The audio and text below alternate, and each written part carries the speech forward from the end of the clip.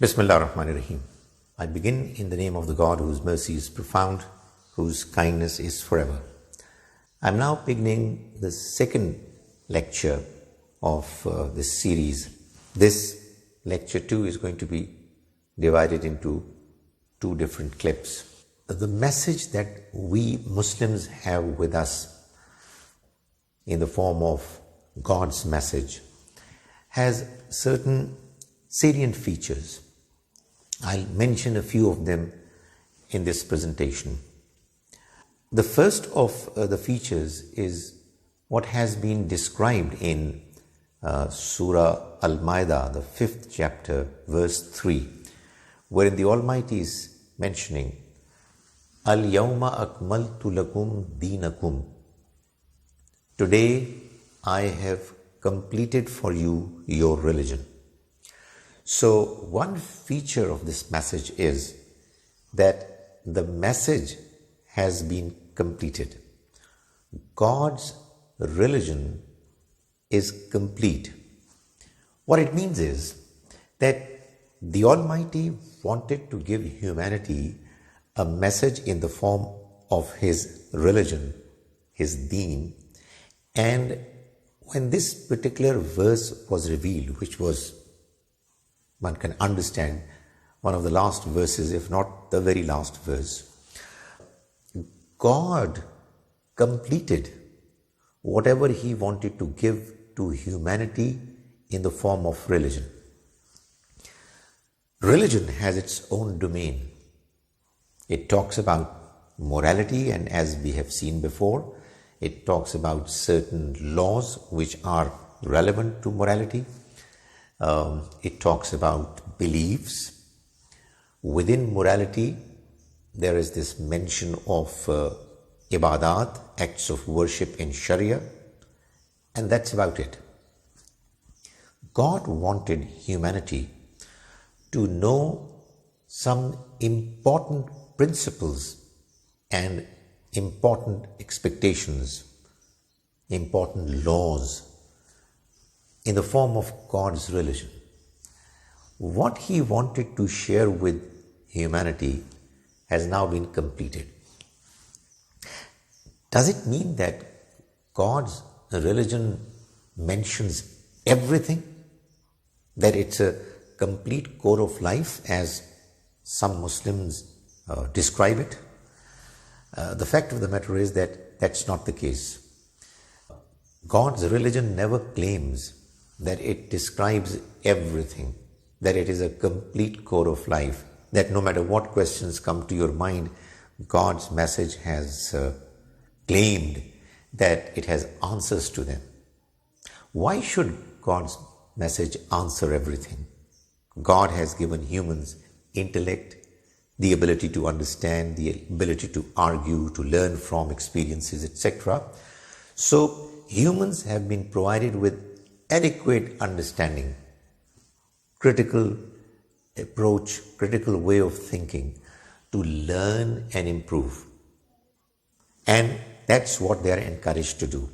However, there was a domain where humans wanted divine guidance, God's guidance. That was the domain of morality and certain tricky questions within morality, the domain that has to do with the unseen world, and, as I said, within the description of Sharia, acts of worship. That's what God revealed most clearly, and in His message He has declared that it has been now completed. In other words, if God had in His plan 50 items to inform humans, for example, when the 50th item was also introduced, was also given, the Almighty said, I have completed my religion for you. It does not claim that it is mentioning everything, that how you make your buildings, your roads, how you cure your ill people, and how you take decisions in administration, etc. They have all been dealt with in God's message completely? Not at all. That's not what the claim is.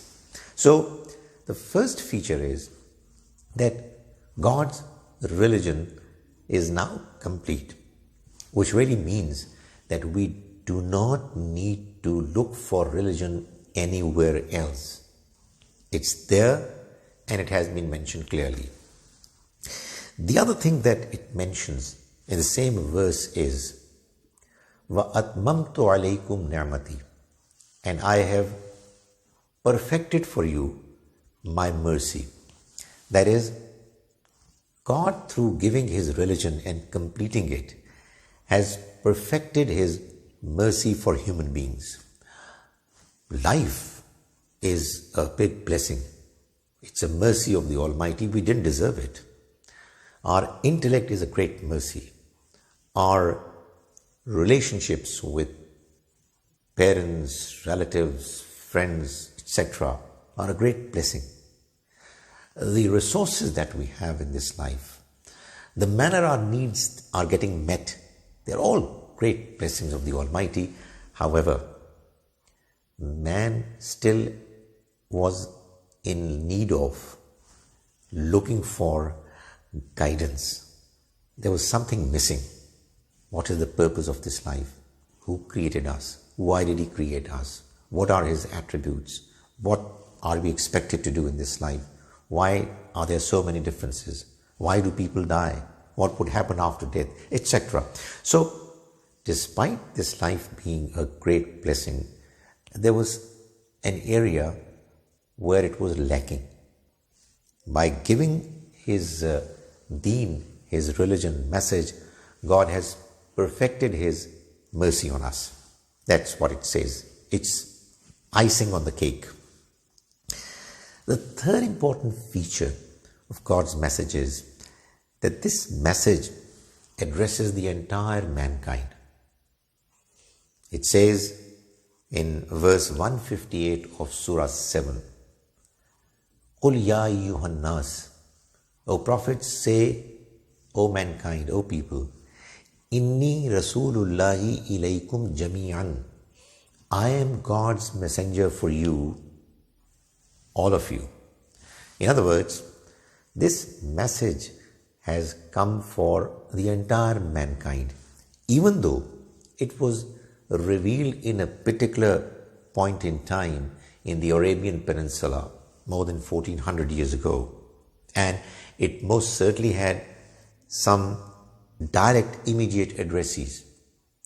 The message, its address is for the entire humankind. All humans living on this planet are the addressees of this message. That's what the potential of it is. That's what people who believe in it should realize and feel responsible for, delivering it to others. In the case of many earlier prophets, more particularly who came before Ibrahim alayhi salam, they would address their respective nations.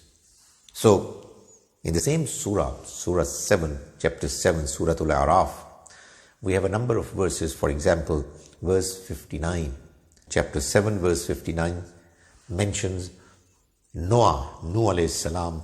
He addressed his nation and said, Ya qawmi abudullah, O my nation, worship God. Verse 65 mentions the same thing about Hud alayhi salam, 73, Saleh alayhi salam, 80, Lut alayhi salam, and 85, Shuaib alayhi salam. All these respective messengers of God, may God's mercy be on all of them, are addressing their respective nations. Why? Well, simply because of the fact that the times when they came to this world, means of transportation and communication were so primitive that it wasn't possible for the same one message to get across to the entire humanity. So, these messengers, they addressed their respective nations. A nation living a few hundred miles away, they weren't even aware of it. So, they addressed their nations. When the time reached when it was possible for a message to be delivered to the entire mankind, the Almighty decided that the message is now meant for the entire humanity. The next important feature of the message that we have from God is that it has been declared that it's the very last message of God. There is going to be no further message coming to mankind from God. It is mentioned in verse 40 of Surah 33. Surah 33 is Surah Al-Ahzab. Its 40th verse says, Ma kana Muhammadun aba ahadim mir rijalikum. Muhammad, God's mercy be on him, is not father of any men from amongst you. Walakir Rasulallah. However, he is God's messenger. Wa khataman nabiyyin. And he is the seal of prophets. The seal which when it is embossed, it just completes the entire project. It's the same seal that has been talked about in the Quran when the Almighty mentions Khatamallahu ala qulubihim. God sealed their hearts. That is, no guidance can now enter their hearts. And likewise, there are other examples as well, that when the word khatam, khatama, khitam, etc. are used, they actually mean that something is getting completely packed and sealed so that nothing can move out of it, nothing can enter it. So, the Prophet, may Allah's mercy be on him, is the last of the prophets. We do learn from the Quran, and we shall talk about it later in more details, that the Quran does very clearly mention that when Prophet Muhammad, may God's mercy be on him, came to this world and delivered his message, he actually mentioned that my arrival was clearly mentioned in the earlier books.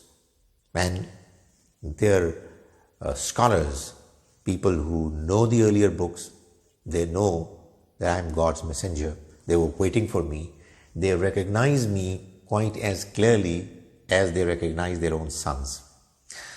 On the other hand, we read the Quran from cover to cover, A to Z, and we find that there is no mention whatsoever that a new prophet would come and he would be of such and such features. On the contrary, we have this famous verse which says that the Prophet, may God's mercy be on him, he is the very last prophet. When this decision was taken, there was another decision that was taken. You see, sometimes an important decision is taken, but that decision is not possible to be implemented unless there is another accompanying decision. Otherwise, the basic decision, the original decision, will not be able to be properly implemented.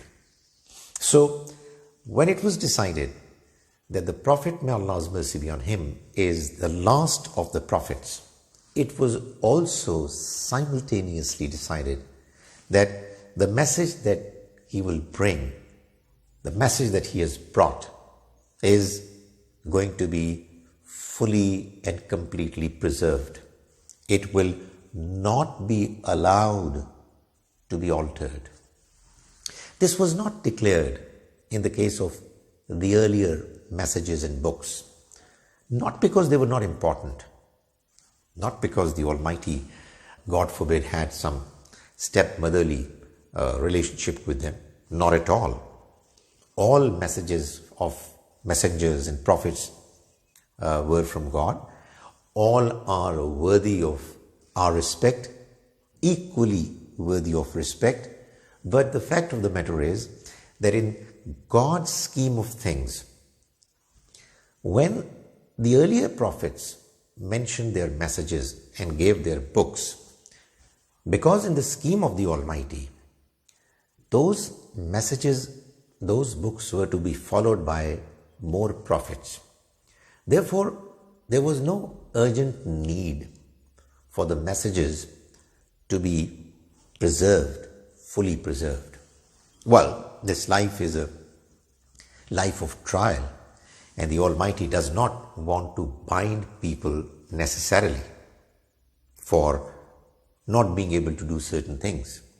Life being a trial, if there were some people who were evil, who wanted to tamper with the Almighty's message, well, there was a possibility, but then there were checks and balances also in the form of new prophets coming and correcting the wrongs done by the people who wanted to alter and change those messages. However, when a decision was taken that no new message is going to come, then it was important and essential that this last message be fully preserved. And that's exactly what the Almighty did. He is mentioned in the Quran in verse 9 of Surah Al-Hijr, Surah number 15. It says, Inna nahnu nazzalna zikra wa inna lahu lahafizun. Indeed, we have revealed this reminder, az-zikr, and we are going to ensure its preservation. God made a firm commitment that He is going to make sure that this last message is fully preserved, is not allowed to be tampered with. The earlier messages were also from God, but because there were new prophets coming later, therefore there was no urgency for those messages to be completely preserved. However, in this particular case, because no further prophets were to come, therefore the Almighty decided that the message that the last messenger, the last prophet has brought is to be fully preserved. That's one of the additional arguments to clarify that indeed Prophet Muhammad sallallahu alaihi wasallam was the last of the prophets. There is no further need of any prophet, and the Almighty has therefore made sure that this last message is not only complete, but is fully preserved. This message in this particular verse, Surah number 15, verse 9, has been described as az-zikr. It's a reminder. And I've already mentioned the reason why this expression has been used. The reason is that this message of God, as indeed all other earlier messages, are based on human nature.